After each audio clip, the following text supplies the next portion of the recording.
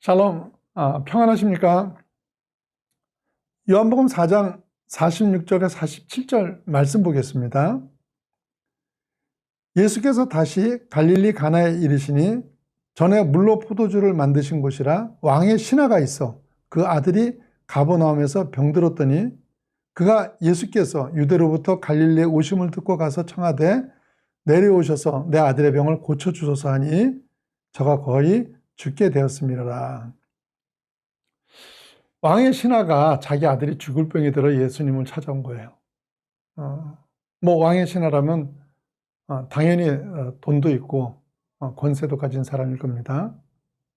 그런데 그 돈도 권세도 아무 힘이 되지 못하는 문제를 만난 거예요. 본문의 왕의 신하만이 아니라 이 세상 누구라도 이런 문제를 만나지 않은 사람이 없습니다. 삶 자체가 문제의 연속이기 때문에 어떤 인생이든지 문제를 면제받을 수 없고요. 또 어떤 문제가 되었든 문제는 전혀 예측할 수 없게 아무 때나 찾아오기 때문에 그래서 많은 사람들이 삶이 두려운 겁니다.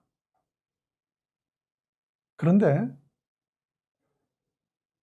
우리가 하나님을 믿고 살아보면요, 정말 놀라운 게 하나님은 그 문제들을 재료로 하나님의 존재를 드러내시고 우리 믿음을 키워주신다는 겁니다. 요한복음 2장을 보시면 잔치집에 포도주가 떨어졌죠. 그 문제로 인해서 물이 포도주가 되는 기적을 경험하지 않습니까? 요한복음 6장에서는 아무것도 없는 광야에서 수많은 무리들의 배고픔이 오병이어의 기적을 보게 하잖아요. 오늘 본문의 왕의 신하는 병으로 죽게 된 아들 문제로 인해서 하나님의 놀라운 능력을 체험하게 됩니다. 이처럼 성경에는 그들이 가졌던 문제로 인해 하나님을 체험하는 일들이 많이 기록되어 있고 실제 우리의 삶에서도 이런 체험을 하게 되는데요. 이 경험이 반복이 되게 되면 문제가 생길 때 문제를 두려워하기보다는 오히려 기대를 갖는 믿음이 생기게 됩니다. 그래서 나중엔 점점 미래에 대한 불안이나 두려움이 없어지게 되는 것입니다. 그렇다면 문제가 생길 때 이런 하나님의 일하심을 체험하기 위해서는 우리가 어떻게 대응을 해야 합니까? 이걸 잘 알아야 되는 것이 많은 기적의 역사가 문제가 있고 부족이 있는 곳에서 일어났지만요. 모든 문제나 부족이 다 기적을 일으키는 것은 아니지 않습니까? 사람에 따라서 오히려 문제로 인해 좌절하고 낭패를 당하는 사람이 더 많죠. 문제를 계기로 믿음이 강해지고 성숙해지는 사람이 훨씬 작죠. 그렇다면 어떤 사람이 문제로 인해 더 강해지고 성숙해지겠습니까? 첫 번째는요, 하나님을 간절히 찾는 사람입니다. 우리는 인생을 살면서 많은 유혹과 해방을 당합니다. 물질의 유혹, 권력의 유혹, 성적인 유혹 등 여러 가지 유혹을 당하게 되는데 그 가운데서 가장 치명적인 유혹이 뭔지 아십니까? 그것은 포기하는 겁니다. 절망하고 포기하는 거예요. 그런데 절망은 모든 문제를 혼미하게 만듭니다. 당장 편하기 때문에 포기하지만 그 포기는 항상 더 큰 문제를 남겨놓기 마련인 것입니다. 포기의 유혹에 빠지지 마세요. 포기할 만큼 닥치게 된 우리의 한계가 바로 하나님을 찾는 자리인 거예요. 절망하는 사람들을 보면서 답답한 것이요.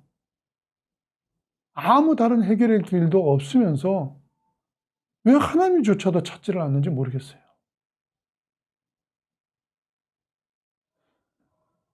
왕의 신화를 보십시오. 왕의 신화는 그동안 예수님을 만난 일도 없고 예수님께 부탁을 할 수 있는 아무 관계나 근거가 없는 사람이었을 겁니다. 그런데도 절망하지 않고 예수님 앞에 매달림으로 인해 가지고 결국은 문제를 해결받지 않습니까? 기적을 보기 원하세요? 어떤 절망의 자리에서라도 하나님을 찾으십시오. 아무리 최근에 신앙생활을 잘못하고 있었고 또 하나님을 멀리하고 있었어도 포기하지 마세요. 하나님은 결코 여러분을 버리시지 않습니다. 하나님은 여러분의 삶을 주시하고 계십니다.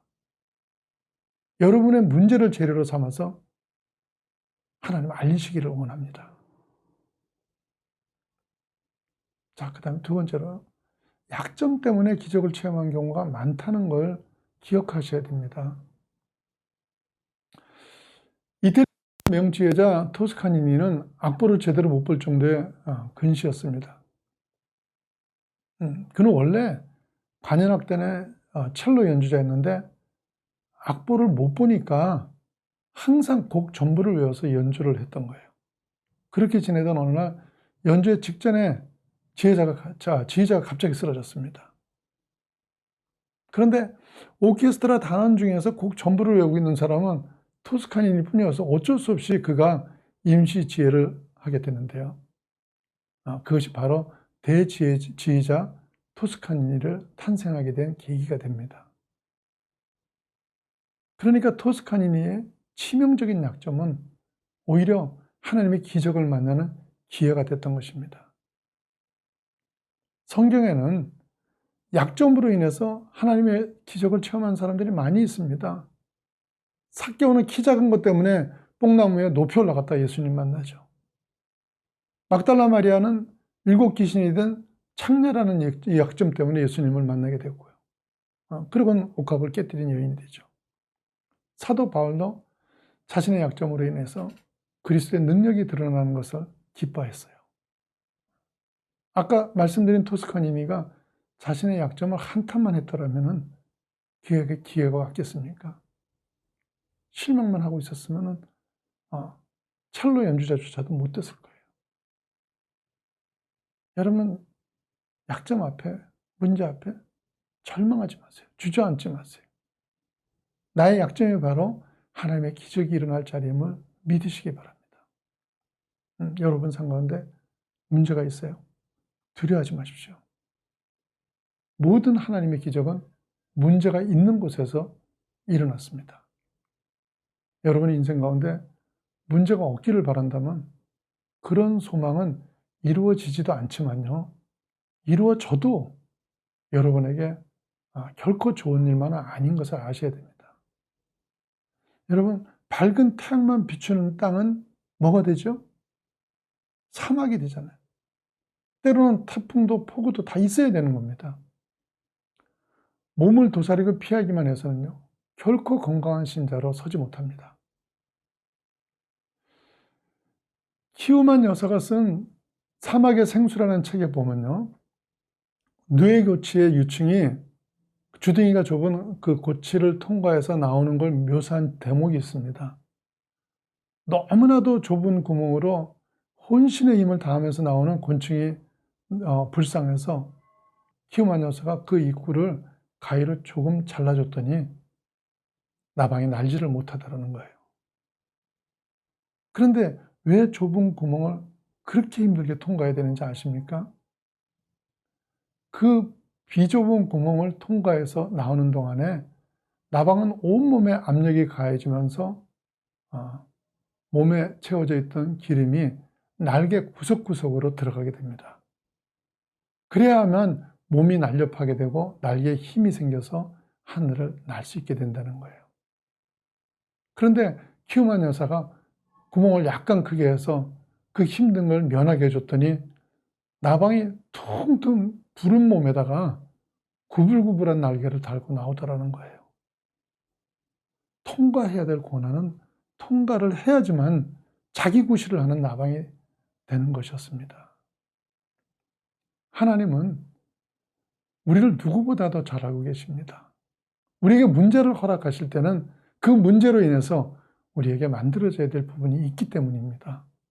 문제가 생기면 두려워하지 마시고 믿음으로 그 문제를 대하심으로 인해서요, 문제 있는 곳에서 일어나는 하나님의 기적을 체험하시길 예수님 이름으로 축원합니다.